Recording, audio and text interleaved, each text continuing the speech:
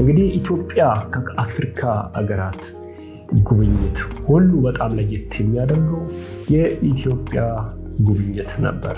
ኢትዮጵያ በአንድ ቀን ውስጥ ለዓለም እይታ ካዋለቻቸው ታሪኮች አንዱ ይህ አይሾስፒድ መጥቶ ያደረገው ነገር እጅግ በጣም ለዓለም ኢትዮጵያን አስተዋውቋል።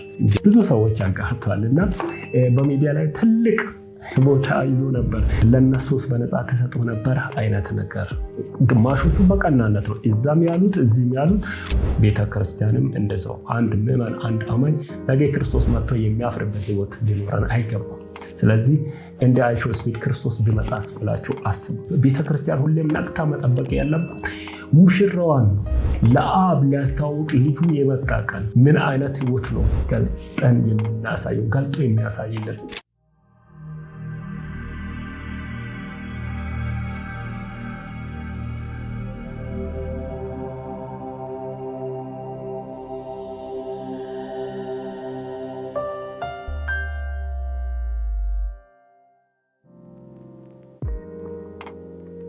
ሰላም የኪንግደም ሚዲያ ዩቲዩብ ቻናል ተከታታዮች እንደምን አላችሁ? ይህ በጎልደን ጆርኒ ፖድካስት ሁሌም በየሳምንቱ ወደ እናንተ የሚቀርብ ፕሮግራም ነው።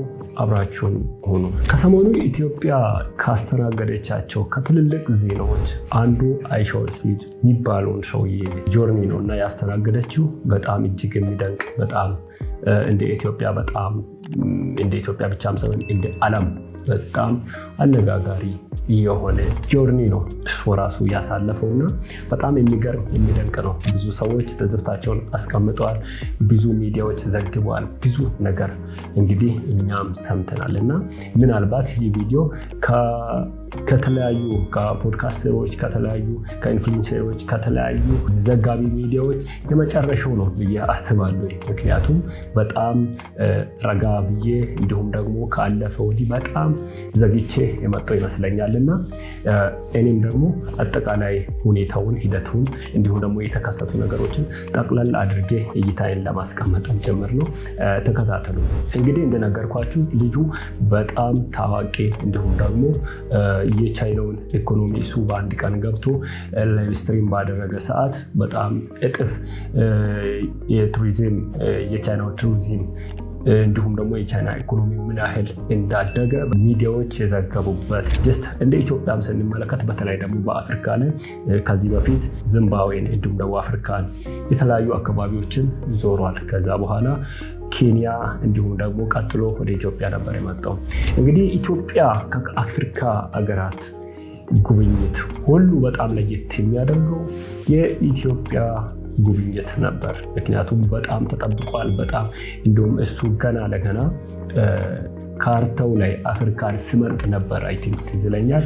ኢትዮጵያ ውስጥ ደግሞ እንቅስቃሴ የተጀመረው እንዴት ነው የምንቀበለው፣ እንዴት ነው የዚህ ልጅ ፎሎወርስን እንዴት ነው ኢትዮጵያን እንዲመለከቱ የምናደርገው የሚለውን በጣም የተለያዩ አካላቶች የተለያዩ ወጣቶች እንዲሁም የተለያዩ ቢሮዎች እጅግ በጣም በጉጉት ነበር የጠበቁት። እንዳሉትም ደግሞ ተሳክቶላቸዋል፣ ተሳክቶልናል። ኢትዮጵያ በአንድ ቀን ውስጥ ለዓለም እይታ ካዋለቻቸው ታሪኮች አንዱ ይህ አይሾስፒድ መጥቶ ያደረገው ነገር እጅግ በጣም ለዓለም ኢትዮጵያን አስተዋውቋል። ጀስት ኢትዮጵያ ከዚህ በፊትም ትታወቃለች በጣም እንደ አገር ኢትዮጵያ ላንድ ኦፍ ኦሪጂን ትባላለች። እንዲሁም ደግሞ ላንድ ኦፍ ኦሪጂን ብቻም ሳይሆን ላንድ ኦፍ ሂስትሪም ጭምር ናት እና በጣም ሂስትሪ ያላት የሂስትሪ መነሻ የሰው ዘር መገኛ እየተባለች እንዲሁም ደግሞ የ3000 ዓመት ታሪክ ያለን እየተባልን በብዙ የምንታወቅ ነን። እንግዲህ ይህን ደግሞ ታሪክ ተቀይሮ ከዚህ በፊት ዓለም ከሚያውቀው ውጭ እንድንታወቅ የልጅ ያደረገው ነገር ትልቁን ስፍራ ይይዛል። እንግዲህ ምን ለማለት ነው ካላችሁኝ ከአይሾስፒድ አንጻር ሳይሆን ከኛ ከአገራችን አኳያ ማለት ያቆየናቸው ባህሎች እንዲሁም ደግሞ አገራችንን የምንመለከትበት አንግል ምን ያህል ነው የሚባለውን የኢትዮጵያ ጠቅላይ ሚኒስትር ዶክተር አብይ እንግዲህ አንድ ነገር ተናግረው ነበር። ምክንያቱም አይሾስፒድ ለዓለም ኢትዮጵያን ከሚያስተዋውቅበት ይልቅ ካስተዋወቀው ይልቅ አገራችን ለኢትዮጵያ ወይም ለኢትዮጵያውያን ያስተዋወቀበት መንገድ በጉልህ ታይቷል የሚል ንግግር ተናግሮ ነበር። ምንድን ነው እሱም? ብዙ ሰዎች አይ ቲንክ ኢትዮጵያ ውስጥ በጣም ሩራል ኤሪያ፣ በጣም ብዙ ሰዎች ገጠር በሚባል አካባቢ ነበር የሚኖሩት።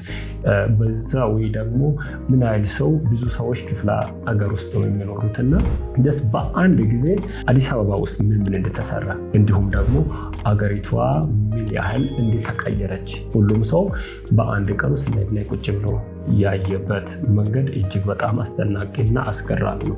ከዛ በኋላ ደግሞ ከዓለም ሀገራት የተሰበሰቡ አስተያየቶች እንዲሁም ደግሞ ያሉት ከዚህ በፊት አዲስ አበባ እንደዚህ ነበረች እንዴ፣ እንዲሁም ደግሞ ኢትዮጵያ እንዲህ ነበር እንዴ የተባለበት ነው። ምክንያቱም እዚህ ውስጥ ላይ ምንድን ነው ያየ ነው የተመለከት ነው። እንግዲህ ብዙ ሰዎች የተቹበትና ብዙ ሰዎች አስተያየት የሰጡበት አንድ ትዕይንት አለ። እሱ ምንድን ነው? መርካቶ ገበያ ውስጥ እንዴት አንድ ስካርፕ ወይም እንዴት አንድ ስካርፕ 5,000 ብር ይሸጣል፣ እንዴት አንድ ቲሸርት 6,000 ይሸጣል የሚባል አይነት ብዙ ሰዎች ያጋርተዋል እና በሚዲያ ላይ ትልቅ ቦታ ይዞ ነበር። ለነሱስ በነፃ ተሰጥቶ ነበር አይነት ነገር።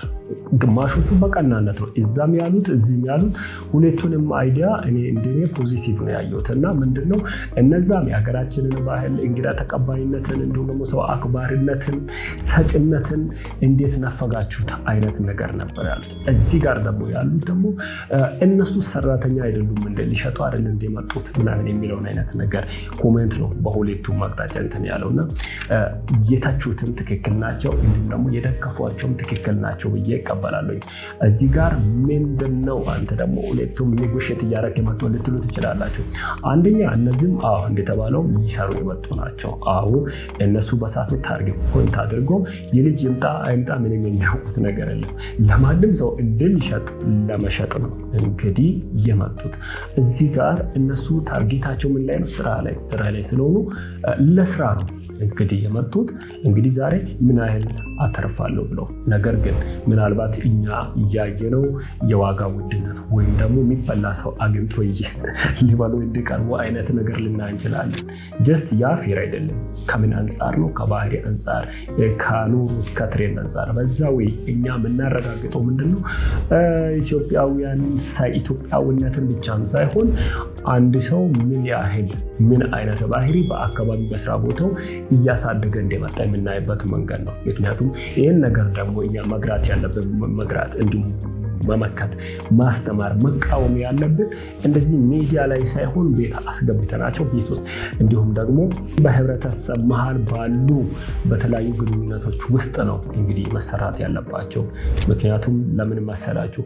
ሚዲያ ላይ ሲሆን ሁሉም ሰው ጀስት እኔ ያወራሁትን ሁሉም ሰው እንድንመለከት ሁሉ እዛ የሚደረገውንም ተቃውሞንም ሆነ ድጋፉ ሁሉም ሰው ነው የሚያየው። ስለዚህ ከዲስፕሊን አንጻር ምን ያህል እንደሚቀራል እንደ አገር ያየንበት ነው።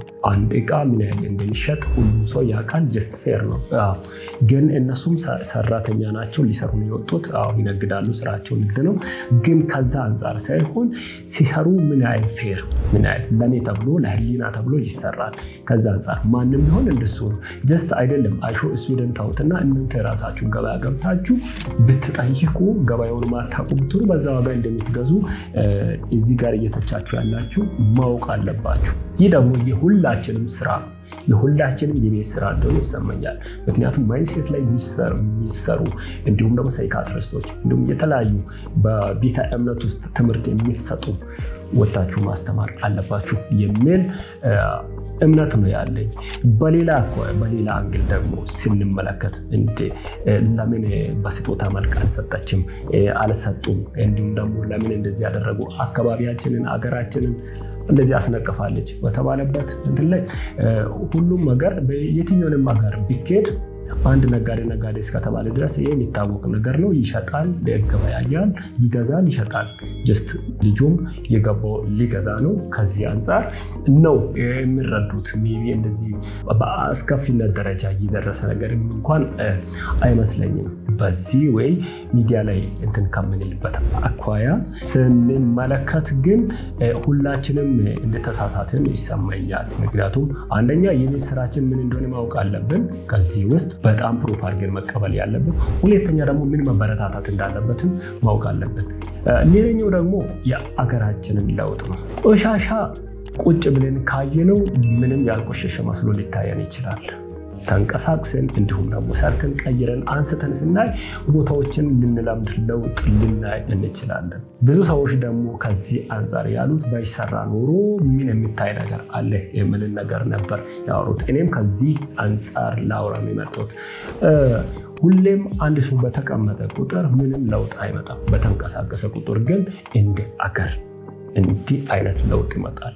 ብዙ ያልታዩ አካባቢዎች አሉ። እኔ 2 ቀንና 3 ቀን ቢሆን ጉብኝት ወይም የላይቭ ስትሪም ምን ያህል አገራችን ስንት ያልታወቁ ነገሮች ይታወቃሉ የሚል አሁን ገበታ ለኢትዮጵያ የሚባሉ እንዲሁም ደግሞ የወንዝ ዳሮች ፕሮጀክቶች እንዲሁም ደግሞ የተለያዩ ኬቮች በአፋር ክልል ያሉ እነዚህ ኤርታሌዎች ምን ያህል ሊታዩ ይችላሉ የሚለውን ነበር እኔ በውስጤ ሳስብ የቆየሁትና አስባችሁታል? ምን ያህል ደግሞ ከዚህ በላይ ልንሰራ እንደምንችል ለካስ ሁሉም አገር እንደዚህ ሰርተው ነው እንደተለወጠው። ስለዚህ ለምንድነው ተቃውሞን ሳይሆን ለምንድነው ሁሉም ሰው ለውጥን ለማምጣት እንዲህ ሀገር እንደዚህ መንግስት ሰርቶ ካሳየ በግል ህይወታችን እንዴት ነው መለወጥ የሚተሳነ? በግሎቻችን ብንሰራ ምን ያህል የራሳችን ህይወት ይቀየራል። እንደ አገር ይሄ እንደ ኢትዮጵያ አንድ ኢትዮጵያዊ እንደመሆን ይመጣል። ኢትዮጵያ ስትለወጥ ደስ እንደሚለኝ ሁሉ አንድ ሰው ሲቀየርም ደስ ይለኛል። ኢትዮጵያ ውስጥ እንደዚህ ተቀይሮ ባለበት ደረጃ አይተናል አይደል? ጀስት እንደዚህ ደግሞ አንድ ሰው በራሱ ሰርቶ ሲለወጥ ምን ያህል ለአገር ሸክም ከመሆን አገርን ወደ መደገፍ ይቀየራል የሚለውም በደንብ መታሰብ ያለበት ነገር ነው። ትላንት አጨብጭበን አልፈናል። ጀስት አሁን አሪፍ ነው። ትላንት ኦኬ እንደዚህ ነበር እንደ ልጅ ያኔ ከዚህ በፊት በነበሩ የኢትዮጵያ ታሪኮች ውስጥ ቢመጣ ምን ያሳየው እንዳልነው አይተናል። ይህ ልጅ ደግሞ ወደ የቤቶቻችን ቢመጣ ምን ያሳየው የሚለውም አብሮ ሊነሳ የሚገባ ጉዳይ ነው። ምክንያቱም በግል ህይወታችን እንስራ።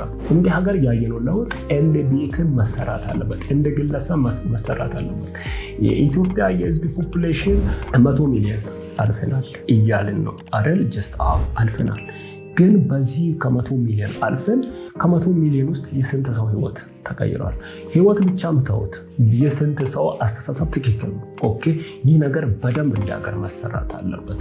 ስንት ሰው ሊለወጥ ያስባል? ስንት ሰው ይሮጣል? የሚያማረር ህዝብ ነው? የሚደሰት ህዝብ ነው ይዘን የምንንቀሳቀሰው? ይሄ ነገር እንደ አገር ለመለወጥ በጣም መስራት እንዳለብን የሚያመለክት ፍንጭም ጭምር ነው። ስለዚህ ይህ ነገር ሁላችንም በጣም ያሰርናል ብዬ አስባለሁ።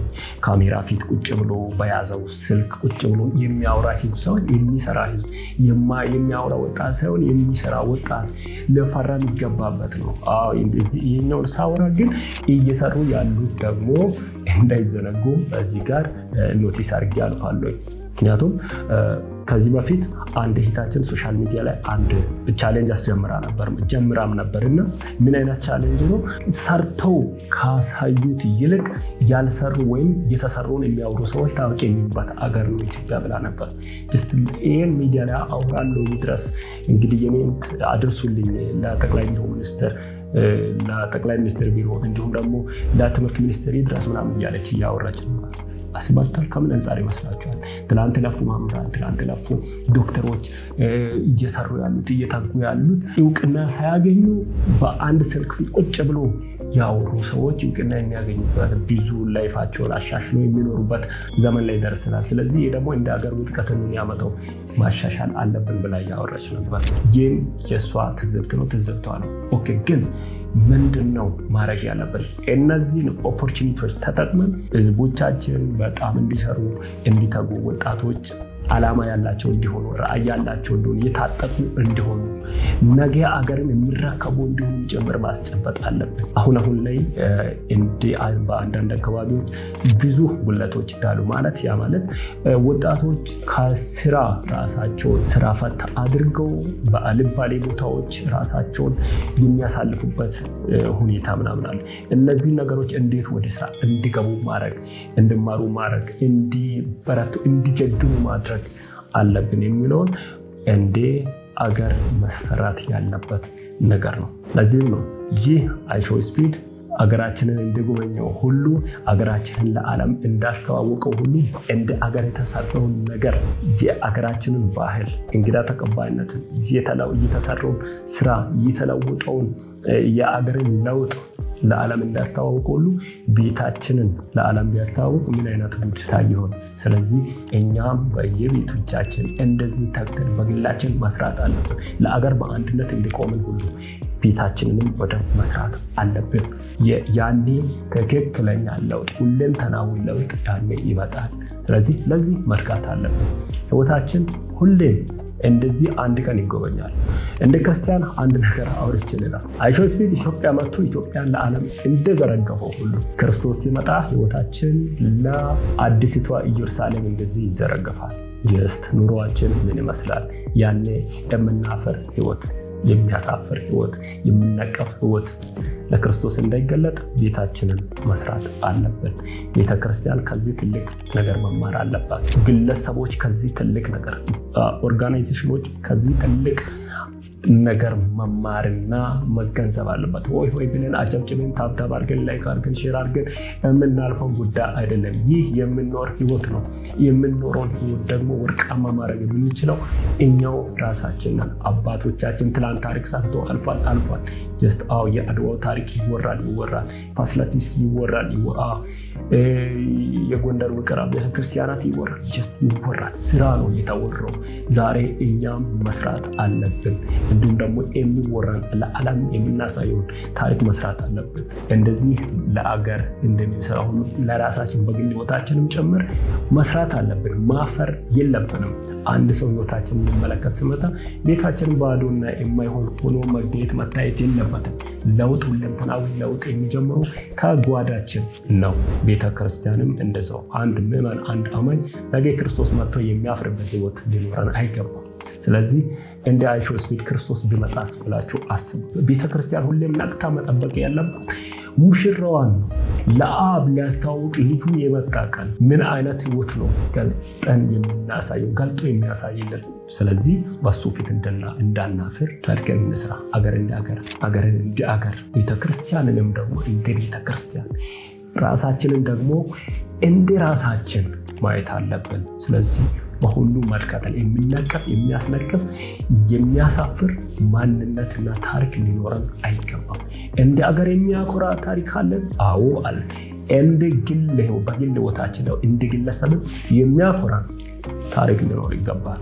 ስለዚህ ከመተቻት፣ ጣት ከመቀሰር፣ እንዲሁም ደግሞ ሌላን ከማሳየት፣ ሶስተኛ ወገን ከመንቀፍ፣ በሌላ ሰው ከማላከክ ወተን ራሳችን ሰራተኛና ራሳችን ሰሪ ሆነን መገኘት አለብን። ስለዚህ የተሰራ ህይወት ነገ እንደ ታሪክ የሚቀየር፣ ነገ ላይ እንደ ታሪክ የሚወራ፣ ዛሬ የተሰራ ህይወት በነገ ላይ የሚጎበኝ ህይወት ነው። ክርስቶስ ህይወታችንን ይጎበኛል። አገራችን ትላንት ተጎበኘች። ምዕመን ነቅተን ክርስቶስን መጠበቅ አለብን። ማራናታ እያል የሚመጣውን ንጉስ እየጠበቅን አይደል? አዎ። ስለዚህ ከትላንትናው ካለፈው ከአይሾስፒድ ቤተክርስቲያን ምዕመን መማር አለበት። ስለዚህ ቤቶቻችንን እንደ አገር ተለውጠናል፣ እየተለወጥን ነው። እንደ ግለሰብ እየተለወጥን ነው። ስለዚህ ይህ ትልቅ የቤት ስራ ነው፣ ወይም መስራት መጀመር ያለብን ስራ ነው። እንደ ቤተክርስቲያን፣ እንደ ግለሰብ ደግሞ ህይወታችን በክርስቶስ ፊት እንደዚህ ሲዘረገፍ ምን እንደሚመስል እሱ የሚጠብቀውን ያገኛል ወይ ከኛ ብለን መጠየቅ አለብን። ሁለንተናዊ ለውጥ ያስፈልጋል። ስለዚህ ራሳችንን ማየት አለብን። ከሚሆነውና ከሚወራው ከእያንዳንዱ ተግባር ሁሉም ሰው ራሱን መፈተሽና ማየት አለበት። ወደዚህ እንድናድግ፣ ወደዚህ ብስለት እንድንደርስ እግዚአብሔር አእምሯችንን ይክፈት፣ እንዲሁም ደግሞ ማስተዋሉን ይስጠን፣ ያብዛልን። ተባረኩ።